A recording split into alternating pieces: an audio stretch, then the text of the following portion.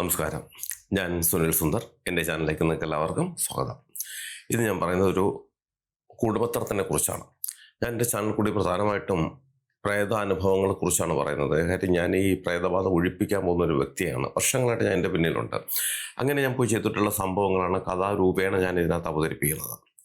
അതിനോടൊപ്പം തന്നെ ഈ ശത്രുദോഷങ്ങൾ, പ്രേതബാധകളെക്കുറിച്ചും ജ്യോതിഷത്തിനെ കുറിച്ചൊക്കെ പറയുന്നുണ്ട്. ഇന്ന് ഒരുപാട് പേര് ആവശ്യപ്പെട്ടൊരു വിഷയമാണ് കൂടപത്രം. അത് ചെയ്തവർക്ക് അത് തിരിച്ചടിക്കുമോ എന്നാണ് പലരുടെയും ചോദ്യം. അതിനെക്കുറിച്ച് ഞാൻ വിശദമായിട്ട് പറയാം. നിങ്ങൾക്ക് ജ്യോതിഷപരമായോ വാസ്തുപരമായോ എന്തെങ്കിലും കാര്യങ്ങൾ അറിയണമെന്ന് ഞാൻ പറഞ്ഞാൽ മതിയെന്നുണ്ടെങ്കിൽ ഇപ്പോൾ ഈ സ്ക്രീനിൽ എഴുതി കാണിക്കുന്ന എൻ്റെ ഓഫീസിൽ ഓൺലൈൻ ബുക്കിംഗ് നമ്പറാണ്. ഈ നമ്പറിലേക്ക് നിങ്ങളൊന്ന് വിളിച്ചോളൂ. ഒന്ന് രണ്ട് ചെറിയ കാര്യങ്ങളുണ്ടായിരിക്കും, അതനുസരിച്ചിട്ട് നിങ്ങൾ ബുക്ക് ചെയ്യണം. അങ്ങനെ നിങ്ങൾ ബുക്ക് ചെയ്താൽ നിങ്ങൾ ചോദിക്കുന്ന ജ്യോതിഷപരമോ വാസ്തുപരമോ കാര്യത്തിന് മറുപടി ഞാൻ നിങ്ങൾക്ക് തരാം. അത് കേട്ടിട്ട് നമുക്ക് നേരിട്ട് സംസാരിക്കാം. നമുക്ക് ഇന്നത്തെ വിഷയത്തിലേക്ക് കിടക്കാം.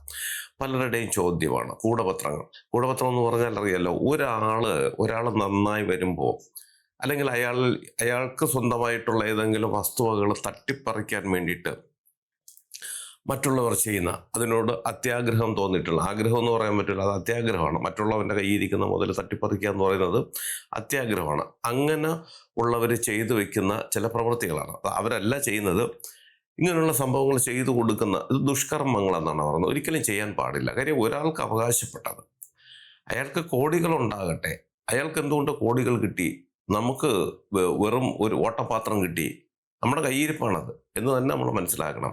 അപ്പോൾ അയാൾക്ക് ദൈവം കൊടുത്തതിനെ നമ്മൾ തട്ടിപ്പറിക്കാൻ പാടില്ല. അതെന്നായാലും തിരിച്ചടി. അങ്ങനെയുള്ള സംഭവങ്ങൾ ചെയ്തു കൊടുക്കുന്നതിനാണ് കൂടപത്രം എന്ന് പറയുന്നത്. അപ്പം അങ്ങനെയുള്ള സംഭവങ്ങൾ ചെയ്തു കൊടുക്കുന്ന ഒരുപാട് സ്ഥാപനങ്ങൾ ഇന്ന് നമുക്ക് ചുറ്റിനുമുണ്ട്. അതാണ് പലർക്കും ഒരു എളുപ്പം. അതാണ്, ഇങ്ങനെ ഒരു ആഗ്രഹം ഉണ്ടെങ്കിൽ പോയാൽ പെട്ടെന്ന് ചെയ്തു കൊടുക്കും. അങ്ങനെ ചെയ്തു കൊടുക്കുന്ന സ്ഥലങ്ങളാണ് നമുക്ക് ചുറ്റുമുള്ളത്. ക്ഷേത്രങ്ങളും മോസ്കുകളും പള്ളികളെക്കാൾ ഉപരി നമുക്കറിയാൻ പറ്റാത്ത വിധത്തിൽ ഒരുപാട് സ്ഥലങ്ങൾ ഇങ്ങനെ ഉണ്ട്. എനിക്ക് നേരിട്ട് അറിയാവുന്നതാണ് ഇതൊക്കെ. അപ്പം അങ്ങനെ ഒരാൾക്ക് എന്തെങ്കിലും ചെയ്ത്, അങ്ങനെ ചെയ്ത് ഒരുപാട് പേര് ദുരിതങ്ങൾ അനുഭവിക്കുന്നുണ്ട്. കാര്യം എൻ്റെ അടുത്ത് വരുന്നതിൽ ഒരുപാട് പേര് ഇതേ കണക്ക് നമുക്ക് അവരുടെ ഒരു മനസ്സിൻ്റെ ഒരു സന്തോഷം കൊണ്ട് അല്ലെങ്കിൽ ഒരു വാത്സല്യം കൊണ്ട് കൂടപ്പിറപ്പുകൾക്കൊക്കെ അവർക്ക് ഉള്ളതിൻ്റെ പങ്ക് അവർ കൊടുക്കും. പക്ഷെ അതെല്ലാം വാങ്ങിച്ചു വെച്ചിട്ട് ബാക്കി ഇരിക്കുന്നത് കൂടി കിട്ടാൻ വേണ്ടിയിട്ട് അവരെ പറ്റുന്നിടത്തോളം അവരെ ദ്രോഹിക്കുക, അവരെ ബുദ്ധിമുട്ടിക്കുക എന്നുള്ളത് ഈ ചില ആൾക്കാരുടെ ഒരു സ്വഭാവമാണ്. അവർക്ക് എത്ര കിട്ടിയാലും തികയില്ല.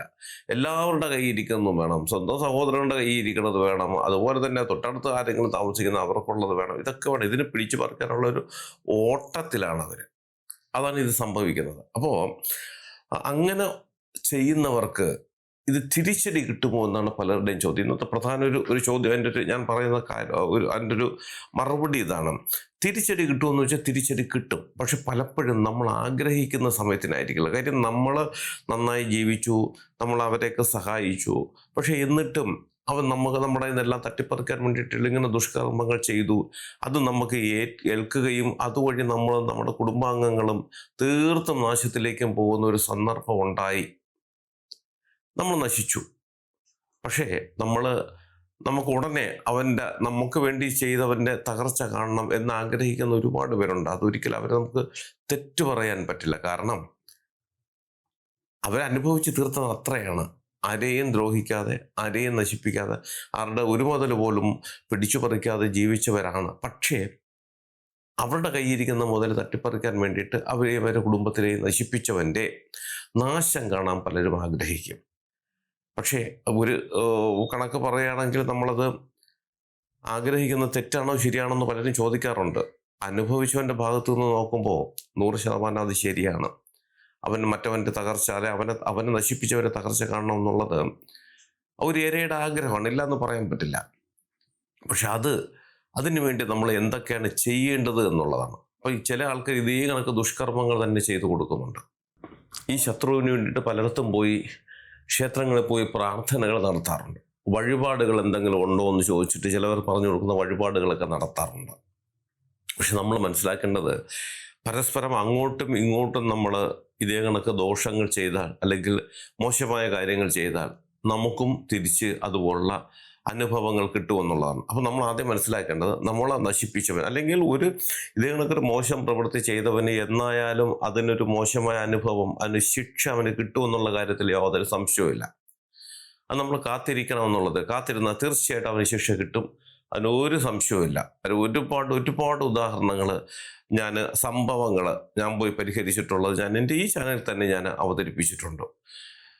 അപ്പം നമ്മൾ മനസ്സിലാക്കേണ്ട ഒരു കാര്യം, ഇതെങ്ങനെ നമുക്ക് തിരിച്ചടി കൊടുക്കാമെന്നല്ല, ഇതിൽ നിന്ന് രക്ഷപ്പെടാനും നമ്മളായി ചെയ്യാതെ തന്നെ, അതായത് നമ്മുടെ ശത്രുവിനെ നമ്മൾ തന്നെ അവൻ്റെ പേരോ അവനെ ഉദ്ദേശിക്കാതെ തന്നെ എങ്ങനെയാണ് അവനിത് നാശമായി തിരിച്ചടി ഉണ്ടാകുന്നതിനെ കുറിച്ചാണ് ഇന്ന് ഞാൻ പറയുന്നത്. അതായത് ഇത് നമ്മൾ മനസ്സിലാക്കേണ്ടത്, ഇതൊരു നെഗറ്റീവാണ്. ഈ നെഗറ്റീവിനെ ഉൽപ്പാദിപ്പിക്കുന്ന ഒരുപാട് സ്ഥലങ്ങൾ, വ്യക്തികൾ നമുക്ക് ചുറ്റിനുമുണ്ട്. അതാണ് ഈ കൂടപത്രം ഒക്കെ ചെയ്തു കൊടുക്കുന്ന ആൾക്കാർ, കൂടപത്രം ചെയ്യുന്ന ക്ഷേത്രങ്ങളൊന്നുമല്ല, സ്ഥാപനങ്ങളാണ്. അതൊക്കെ ദുർശക്തികളെ വെച്ചിട്ടാണ് അവർ ചെയ്തു കൊടുക്കുന്നത്. മരിച്ചു നിൽക്കുന്ന ദുരാത്മാക്കളെയും അങ്ങനെയുള്ള ഒരുപാട് നെഗറ്റീവിനെ വെച്ചിട്ടാണ് അവർ ചെയ്തു കൊടുക്കുന്നത്. ഇപ്പം ഞാനിരിക്കുന്നു, എനിക്ക് വേണ്ടി മറ്റൊരാൾ പോയി ഇത് കണക്കൊരു സംഭവം ചെയ്യുന്നു. ഞാനിത് വിശദമായിട്ട് പറഞ്ഞു തരാണ് ഒരു ഉദാഹരണ സഹിതം. അപ്പം അയാൾ പറയുന്നത് ഇന്നവന് വേണ്ടിയിട്ടാണ് ചെയ്യേണ്ടത്, അവൻ്റെ നാശമാണ് എനിക്ക് കാണേണ്ടത്. അപ്പം അങ്ങനെ അവനിലൊരു നാശം ഉണ്ടാക്കുവാനായിട്ട് ഒരു നെഗറ്റീവ് വേണം. അപ്പം അങ്ങനെ ഒരു നെഗറ്റീവിനെ അപ്പോഴവർ തയ്യാറാക്കി എടുക്കുകയാണ് ചെയ്യുന്നത് ഈ ടീമുകൾ. എങ്ങനെയാണ് വെച്ചാൽ ചില മരിച്ചു നിൽക്കുന്ന ദുരാത്മാക്കളൊക്കെ അവരിങ്ങനെ ശേഖരിച്ച് വെച്ചേക്കും. അവർക്ക് അതിൻ്റെ ഒരു കഴിവുണ്ട്, ഒരു വഴി അവർക്കറിയാം. അതിലൊന്നിനെ ഇവർ ഇതിന് തയ്യാറാക്കി എന്താണ് ചെയ്യേണ്ടത് എന്നുള്ളത് ചട്ടം കെട്ടി വിടുകയാണ് ചെയ്യുന്നത്. അത് വന്നിട്ടാണ് ഇത്രയും മാനസിക പ്രശ്നങ്ങളും സാമ്പത്തികവും ദാമ്പത്യവുമായിട്ടൊക്കെ ഉണ്ടാക്കി ചിലപ്പോൾ മരണം വരെ സംഭവിപ്പിക്കുന്ന അവസ്ഥയിലേക്ക് മനുഷ്യരെ കൊണ്ടെത്തിക്കുന്നത്. അതായത് ഏറ്റവും നല്ല സമൂഹത്തിൽ നല്ല രീതിയിൽ ജീവിച്ചിരുന്നവർ വെറും പാപ്പരായി പോകുന്നു. മാസങ്ങൾ കൊണ്ട്, ദിവസങ്ങൾ കൊണ്ട് പോകുന്നു. അത്രയും ശക്തിയാണ് ഇതിനൊക്കെ. അതായത് ദൈവത്തിനേക്കാളേറെ ശക്തി ഉണ്ട് എന്ന് പറഞ്ഞാൽ നമുക്ക് തർക്കിക്കാൻ പറ്റില്ല. അപ്പോൾ അങ്ങനെ ചെയ്ത് കഴിയുമ്പോൾ ഞാൻ പറഞ്ഞല്ലോ, ഒരാൾക്ക് വേണ്ടി മറ്റൊരാളെ കൊണ്ട് ചെയ്യിപ്പിക്കുന്നു. ഈ ശക്തി അത് ഇതിനു വേണ്ടിയിട്ട്, അതായത് ജനിച്ചു കഴിഞ്ഞാൽ, അതിനു വേണ്ടി പവറായി കഴിഞ്ഞാൽ അത് നേരെ ഇവിടെ മാത്രമേ പോവുള്ളൂ. ആർക്കാണോ നാശം ഉണ്ടാക്കേണ്ടത് അവിടെ പോവുക എന്നുള്ളതാണ്. അപ്പോൾ അവിടെ പോകുന്നു. അവിടെ പോയി ആ ഉദ്യമം അവൻ നിറവേറ്റിയതിന് ശേഷം ഇത് തിരിച്ച് രണ്ട് ഭാഗത്തേക്ക് മാത്രമേ ഇതിന് തിരിച്ചു വരാൻ സാധിക്കുള്ളൂ. ഒന്ന്, ചെയ്ത ഈ ദുർമന്ത്രവാദിയുടെ അടുത്ത്. പക്ഷെ അവനറിയാം ഇത് തിരിച്ചു വരുമെന്നുള്ളത്. അതുകൊണ്ട് അവൻ പോകുന്ന സമയത്തിന് തന്നെ വിലക്കിയാണ് വിടുന്നത്. പിന്നീട് ഇത് ഒരു സ്ഥാനത്തേക്ക് മാത്രമേ ഇതിന് തിരിച്ചു വരാൻ സാധിക്കുള്ളൂ. ആരാണോ ചെയ്യിപ്പിച്ചത്, ചെയ്തവൻ അവൻ ഊരും, ചെയ്യിപ്പിച്ചവൻ അവരടുത്ത് മാത്രമേ ഇത് തിരിച്ചു വരൂ. അതാണ് ഞാൻ പറഞ്ഞത്. എന്നായാലും അവൻ പോയി, അതായത് ഈ നെഗറ്റീവ് പോയി അതിന് ഏൽപ്പിച്ച കാര്യം ചെയ്ത് തീർത്ത് അത് പൂർത്തിയാക്കി കഴിഞ്ഞ് തിരിച്ച് ഇവൻ്റെ അടുത്ത് തന്നെ വരും. അതാണ് എന്നായാലും ഇവൻ്റെ തിരിച്ചടി കിട്ടും എന്ന് നമ്മൾ പറയുന്നത്. അത് ചിലപ്പോൾ ഒരുപാട് താമസിക്കാം. കാര്യം ഈ നെഗറ്റീവിനെ ഏൽപ്പിച്ച ജോലി പൂർണ്ണമായും ചിലപ്പോൾ അതിന് പൂർത്തിയാക്കാൻ പറ്റിയില്ല എന്നുണ്ടെങ്കിൽ അത് വീണ്ടും താമസിക്കും ഈ ഭാഗത്തേക്ക് വരുന്നത്. അതാണ് ഇതിനകത്ത് കാണുന്ന ഏറ്റവും വലിയൊരു കാര്യം. പക്ഷേ ഞാൻ ഇന്ന് പറയുന്നതല്ല, ഇതെങ്ങനെ തിരിച്ചടി കൊടുക്കാം എന്നുള്ളതാണ്. അപ്പോൾ ഇത് തിരിച്ചടി കൊടുക്കാനായിട്ട് ഈ നെഗറ്റീവിനെ നമ്മൾ നേരത്തെ പറഞ്ഞു വിടുക. അതായത് അതിനിവിടെ നിന്നും ഇപ്പം എൻ്റെ അടുത്ത് വന്നാൽ ഞാനത് മനസ്സിലാക്കി കഴിഞ്ഞാൽ ഇതിനെ എൻ്റെ അടുത്ത് നിന്നും തിരിച്ചു ഓടിക്കുവാനുള്ള വഴികളുണ്ട്. അത് കുറേ ശക്തമാണ്, അല്പം സമയമെടുത്തിട്ട് ചെയ്യേണ്ടതാണ് അങ്ങനെയുള്ള കർമ്മങ്ങൾ. അപ്പം അങ്ങനെ, അതായത് നമ്മളിത് ചെയ്യുമ്പോൾ ഒരിക്കലും വന്നിടത്തേക്ക് പോകാനോ അല്ലെങ്കിൽ എൻ്റെ ശത്രു ഇന്നയാളാണ് അയാളടുത്ത് പോകാനോ പ്രാർത്ഥിച്ചുകൊണ്ടോ മനസ്സിൽ കണ്ടുകൊണ്ടോ ഒരിക്കലും നമ്മൾ അങ്ങനെ ചെയ്യരുത്. ആ നെഗറ്റീവിൻ്റെ പിടിയിൽ നിന്നും നമ്മളും നമ്മളെ കുടുംബാംഗങ്ങളും നമ്മുടെ സ്വത്തുവകകളും രക്ഷപ്പെടുത്തുക, എന്നിട്ട് ഇതിൻ്റെ ഇവിടെ നിന്ന് നമ്മൾ ആട്ടി ഓടിക്കുക എന്നുള്ളതാണ്. അതിനുള്ള കർമ്മങ്ങൾ ചെയ്താൽ തീർച്ചയായിട്ടും ഇത് പോകും. പക്ഷെ ഇത് പോയി കഴിഞ്ഞാൽ പിന്നെ ഒരിക്കലും കടത്തിണ്ണ ചെന്നിരിക്കത്തില്ല, സിനിമാ തിയേറ്ററിൽ പോയിരിക്കില്ല, മറ്റൊരു ഭാഗത്തേക്ക് പോകില്ല. ഇത് പറഞ്ഞാലും പറഞ്ഞില്ലെങ്കിലും ചെയ്തവൻ്റെ അടുത്ത് പോകാൻ പറ്റില്ലല്ലോ, ചെയ്യിപ്പിച്ചതിൻ്റെ അടുത്ത് തന്നെ ഇത് പോയിരിക്കും. അത് 101% ഉറപ്പ്. അപ്പം എന്താണ് നമ്മൾ ചെയ്യേണ്ടത്? നമുക്കിങ്ങനെ ദോഷം വന്നു എന്ന് പറഞ്ഞാൽ ഉത്തമനായ ഒരു കർമ്മിയെ കൊണ്ട് നമ്മൾ ആരുടെയും നമ്മുടെ ശത്രുവിൻ്റെ ഒന്നും മുഖം നമ്മൾ മനസ്സിൽ ഓർമ്മിക്കാതെ, ശത്രുവിൻ്റെ പേര് ഉച്ചരിക്കാതെ, ശത്രുവിൻ്റെ ഒരു വിധത്തിലുള്ള, അതായത് അവനിലേക്ക് തന്നെ പോകണമെന്ന് നമ്മൾ ഈ ശക്തിയോട് ആജ്ഞാപിക്കാതെ നമ്മളതിന് നമ്മളിൽ നിന്ന് ഒഴിഞ്ഞു പോകാനുള്ള കർമ്മങ്ങൾ, അങ്ങനെ ഒരുപാട് കർമ്മങ്ങളുണ്ട്. ഞാൻ ഒരുപാട് സ്ഥലത്ത് പോയി അങ്ങനെ ചെയ്തു കൊടുക്കുന്നുണ്ട്. അങ്ങനെ ചെയ്താൽ ഇത് എവിടെ വേണോ പൊയ്ക്കോട്ടെ, പക്ഷെ നമ്മളിൽ നിന്നും നമ്മുടെ ബന്ധുക്കളിൽ നിന്നും നമ്മുടെ സ്വത്തുവകകളിൽ നിന്നും ഇതൊഴിഞ്ഞു പോകുക എന്ന് പറഞ്ഞാൽ അത് തീർച്ചയായിട്ടും അത് പോയിരിക്കും. പക്ഷെ അതിനെ പറഞ്ഞു വിടാൻ പറ്റുന്ന വിധത്തിലുള്ള കർമ്മങ്ങൾ, ശക്തമായ കർമ്മങ്ങൾ ചെയ്താൽ തീർച്ചയായിട്ടും അത് നമ്മളിൽ നിന്നും നമ്മുടെ സ്വത്തുവകകളിൽ നിന്നും അത് മാറിപ്പോവുകയും പിന്നെ അത് വേറെ ഒരിടത്തും പോകില്ല. ഈ പറഞ്ഞ അത് എവിടെ നിന്നാണോ വന്നത്, ആരാണോ ഉത്ഭവിപ്പിച്ചത്, അല്ലെങ്കിൽ അതിന് കാരണക്കാരൻ ആരാണോ, ആ രണ്ട് ഭാഗത്തേക്ക് പോകുള്ളൂ. ഞാൻ നേരത്തെ പറഞ്ഞ പോലെ ആദ്യം ചെയ്ത ദുർമന്ത്രവാദിയുടെ അടുത്ത് ഒരിക്കലും അത് എത്താൻ അവന് സാധിക്കില്ല. അതിനുള്ള ബ്ലോക്ക് ആദ്യമേ അയാൾ ചെയ്തിരിക്കും. പക്ഷേ ഈ രണ്ടാമത് ചെയ്യിപ്പിച്ചവൻ ഒരു കണക്കിന് അവൻ പാവമാണ്. ഈ പ്രവൃത്തി ചെയ്തില്ലെങ്കിൽ അവൻ പാവമാണ്. അവന് വരാനിരിക്കുന്ന വലിയൊരു ആപത്ത് അവൻ മനസ്സിലാക്കുന്നത്. കാര്യം ഇത് 10 മടങ്ങ് ശക്തിയായിട്ടാണ് തിരിച്ചു പോകുന്നത്. നമ്മടുത്ത് വന്നതിനേക്കാളും ശക്തിയായിട്ട് അത് തിരിച്ചു പോകും. അത് തിരിച്ചു പോയി കഴിഞ്ഞാൽ സാമ്പത്തികം പുഴുത്ത് മരിക്കില്ല, കിട്ടുന്ന പുഴു ഇറക്കും. ആ വിധത്തിലാണ് ഇത് തിരിച്ചു പോയാൽ ഇത് പണി കൊടുക്കുന്നത്. പക്ഷേ നമ്മൾ മനസ്സിലാക്കേണ്ട ഒരു കാര്യം, നമ്മൾ ഈ കർമ്മം ചെയ്യുമ്പോൾ ഒരിക്കലും ശത്രുവിനെ അറിയാമെന്നുണ്ടെങ്കിൽ പോലും നമ്മൾ മനസ്സിൽ കാണുകയോ അവൻ്റെ പേര് ഉച്ചരിക്കുകയോ ഒന്നും ചെയ്യരുത്. കാരണം ഇത് നമ്മൾ പറഞ്ഞു വിടുന്നത് നമ്മുടെ ഇഷ്ടദേവതകളെ കൊണ്ടാണ്. പറഞ്ഞു വിടുന്നതല്ല, ആ ശക്തിയിൽ നിന്നും നമ്മൾ രക്ഷപ്പെടുന്നത് പോസിറ്റീവിനെ കൊണ്ടാണ്. അതായത് നമ്മൾ ആരാധിക്കുന്ന ദൈവങ്ങളെ കൊണ്ടാണ്. ആ ദൈവങ്ങളോട് നമ്മളൊരു അപേക്ഷ മാത്രമേ നടത്താവൂ. ഇതിൽ നിന്നും നമുക്ക് രക്ഷ തരണേ, എനിക്കും എൻ്റെ കുടുംബാംഗങ്ങൾക്കും എൻ്റെ സ്വത്തുവകകൾക്കും ഇതിൽ നിന്നും രക്ഷ തരണേ എന്ന് മാത്രമേ പ്രാർത്ഥിക്കാവൂ. മറ്റൊരാളെ പോയി ദ്രോഹിക്കണം, നശിപ്പിക്കണം, അവൻ ഇതേ കണക്ക് ഉച്ചൂടും നശിപ്പിക്കണമെന്ന് നമ്മൾ പറഞ്ഞാൽ അതൊരു ആജ്ഞയാണ്. ഒരിക്കലും ദൈവങ്ങളോട് നമ്മൾ അങ്ങനെ പറയരുത്. പറയുമ്പോൾ അവനും നമ്മളും തമ്മിൽ യാതൊരു വ്യത്യാസവുമില്ല. ദൈവത്തിൻ്റെ മുന്നിൽ നമ്മൾ രണ്ടുപേരും ദുഷ്ടരാണ്.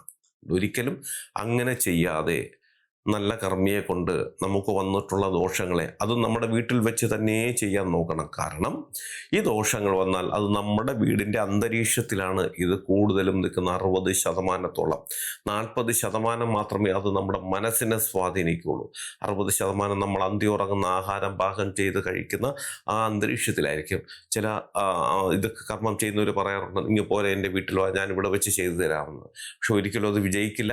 അത് വീണ്ടും 3-4 മാസത്തിന് ശേഷം, കൂടിപ്പോയ 150 ദിവസത്തിന് ശേഷം അത് തിരിച്ചു വരും. അതിനൊരു സംശയം വേണ്ട.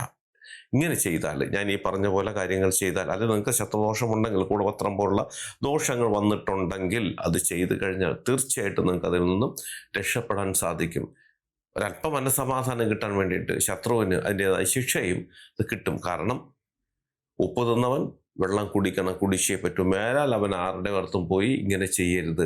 സ്വന്തം അധ്വാന ഫലം അതെത്രയാണോ അതാണ് ഇന്ന് എനിക്ക് കിട്ടിയത്. ഇതുകൊണ്ട് തൃപ്തിയായി ഞാനും എൻ്റെ കുടുംബവും ജീവിച്ചാൽ നാളെയും എനിക്കിത് കിട്ടുമെന്നൊരു വിശ്വാസമാണ് എല്ലാവർക്കും വേണ്ടത്. അല്ലാതെ മറ്റൊരുത്തൻ്റെ കയ്യിൽ ഇരിക്കുന്ന സ്വത്തുവകകൾ കണ്ടിട്ട് അത് തട്ടിപ്പറിക്കാനുള്ള ഒരു മനോഭാവത്തോടു കൂടി അത് നശിപ്പിച്ച് കളയാനുള്ള ഇതേക്ക് ദുഷ്പ്രവൃത്തികൾ ചെയ്താൽ തീർച്ചയായും അങ്ങനെയുള്ളവർക്ക് മോശമായ അനുഭവങ്ങൾ തിരിച്ച് കിട്ടും. അതിനൊരു സംശയം വേണ്ട. അതിനുള്ളൊരു വഴിയാണ് ഞാൻ ഈ പറഞ്ഞ സംഭവം നിങ്ങൾക്ക് എല്ലാവർക്കും ഉപകാരപ്രദമാകട്ടെ. നിങ്ങൾക്ക് ജ്യോതിഷപരമായോ വാസ്തുപരമായോ എന്തെങ്കിലും കാര്യങ്ങൾ അറിയണമെന്ന് ഞാൻ പറഞ്ഞാൽ മതി എന്നുണ്ടെങ്കിൽ ഇപ്പോൾ ഈ സ്ക്രീനിൽ എഴുതി കാണിക്കുന്ന എൻ്റെ ഓഫീസിലെ ഓൺലൈൻ ബുക്കിംഗ് നമ്പറാണ്. ഈ നമ്പറിലേക്ക് നിങ്ങൾ വിളിച്ചോളൂ. 1-2 ചെറിയ കാര്യങ്ങളുണ്ട്, അതനുസരിച്ച് നിങ്ങൾ ബുക്ക് ചെയ്യണം. അങ്ങനെ നിങ്ങൾ ബുക്ക് ചെയ്താൽ നിങ്ങൾ ചോദിക്കുന്ന ജ്യോതിഷപരമോ വാസ്തുപരമോ കാര്യത്തിൻ്റെ മറുപടി ഞാൻ നിങ്ങൾക്ക് തരാം. അത് കേട്ടിട്ട് നിങ്ങൾക്ക് എന്നെ തിരിച്ച് വിളിക്കുകയും ചെയ്യാം. അതുപോലെ നിങ്ങളുടെ വീടിനോ നിങ്ങളുടെ ഭൂമിക്കോ വാസ്തുദോഷമോ ഇത് കണക്കുള്ള ഭൂമി ദോഷങ്ങളോ പ്രേതബാധ ദോഷങ്ങളോ അതുപോലുള്ള കൂടപത്രമോ ഇങ്ങനെ എന്തെങ്കിലും ശത്രുദോഷങ്ങൾ പോലുള്ള എന്തെങ്കിലും സംഭവങ്ങളുണ്ടെങ്കിലും അത് ഞാൻ അവിടെ നേരിട്ട് വന്ന് കണ്ടാലേ അത് പരിശോധിച്ച് മനസ്സിലാക്കി അതിനുള്ള പരിഹാരങ്ങൾ ചെയ്തു തരാനും സാധിക്കുള്ളൂ. അങ്ങനെയാണെങ്കിൽ നിങ്ങൾ ഈ നമ്പർ വിളിച്ചോളൂ. അതിന് ഏത് ജില്ലയിലാണെങ്കിൽ മറ്റു സ്റ്റേറ്റിലാണെങ്കിൽ സമയക്രമം അനുസരിച്ച് കൃത്യമായി ഞാൻ അവിടെ എത്തി അതിനുള്ള പരിഹാര മാർഗങ്ങളും ചെയ്തു തരാം. അതുപോലെ നിങ്ങൾക്ക് ജ്യോതിഷം നേരിട്ട് വന്നിരുന്ന് നോക്കാം. നമുക്ക് തമ്മിലിരുന്ന് നോക്കി ജ്യോതിഷം കൃത്യമായിട്ട് മനസ്സിലാക്കാൻ പറ്റുന്ന സന്ദർഭങ്ങളുമുണ്ട്. അതിന് നിങ്ങൾ വരേണ്ടത് തിരുവനന്തപുരം ജില്ലയിലാണ്. തിരുവനന്തപുരത്ത് വരുന്നവരും ഈ നമ്പറിൽ വിളിച്ച് ബുക്ക് ചെയ്തതിന് ശേഷം മാത്രം വരാൻ ശ്രമിക്കുക. ഇതെൻ്റെ ഓഫീസിലെ ഓൺലൈൻ ബുക്കിംഗ് നമ്പറാണ്. ഇത് രാവിലെ 10 മണി മുതൽ വൈകുന്നേരം 5:30 മണി വരെ നിങ്ങൾക്ക് ഈ നമ്പർ വിളിച്ച് ബുക്ക് ചെയ്യാം. നിങ്ങൾ എൻ്റെ ചാനൽ സ്ഥിരമായിട്ടൊന്ന് കാണണം, സബ്സ്ക്രൈബ് ചെയ്യണം. എനിക്ക് വേണ്ടുന്ന എല്ലാവിധ പ്രോത്സാഹനങ്ങൾ തരികയും വേണം. നിങ്ങൾക്കും നിങ്ങളുടെ കുടുംബത്തിലെ ഓരോ അംഗത്തിനും എല്ലാവിധ ഐശ്വര്യങ്ങളും സന്തോഷവും സമാധാനവും ദീർഘായുസ്സും ഈശ്വരൻ തരട്ടെ എന്ന് ആത്മാർത്ഥമായി പ്രാർത്ഥിച്ചുകൊണ്ട് തൽക്കാലം നിർത്തുന്നു. അടുത്ത ഒരു വീഡിയോയുമായി കാണുന്നവരെ എല്ലാവർക്കും നന്ദി, നമസ്കാരം. ഇടയ്ക്ക് ഒരു കാര്യം പറഞ്ഞോട്ടെ. എൻ്റെ മൂത്ത മകള് ഒരു ബിസിനസ് തുടങ്ങിയിരിക്കുന്ന ഓൺലൈൻ ബിസിനസ്സാണ്. നിങ്ങൾ ആവശ്യപ്പെടുന്ന ഡിസൈനുള്ള തുണികൾ, സ്ത്രീകൾക്കും കുട്ടികൾക്കുമുള്ള തുണികൾ തയ്ച്ച് കൊറിയറിൽ അയച്ചു തരുന്ന ഒരു സംവിധാനമാണ്. കുറച്ച് വിപുലമായിട്ടാണ് ഞങ്ങൾ തുടങ്ങിയിട്ടുള്ളത്. ഈ കാണിക്കുന്ന സൈറ്റ്, ഈ സൈറ്റിൽ നിങ്ങൾ കയറി നോക്കുക. ഇതിനകത്ത് ഒരുപാട് മോഡലുകൾ കാണിച്ചിട്ടുണ്ട്. ഇഷ്ടപ്പെട്ടാൽ മാത്രം നിങ്ങൾ തീർച്ചയായിട്ടും ഓർഡർ തരണം. ഒരുപാട് പേര് ഞങ്ങൾക്ക് ഓർഡർ തരുന്നുണ്ട്. നിങ്ങളും ഇഷ്ടപ്പെട്ടാൽ തീർച്ചയായിട്ടും നിങ്ങൾ ഓർഡർ തന്ന് ഞങ്ങളെ സഹായിക്കണം. അത് കൊറിയറിൽ നിങ്ങളുടെ വീട്ടിലേക്ക് അയച്ചു തരും. വിശദമായിട്ടുള്ള വിവരങ്ങളൊക്കെ, അത് ഡിസൈനിനെ കുറിച്ചുള്ള സകല കാര്യങ്ങളും ഇതിനകത്തുണ്ട്. ഇഷ്ടപ്പെട്ടാൽ ഓർഡർ തന്ന് ഞങ്ങളെ സഹായിക്കുക.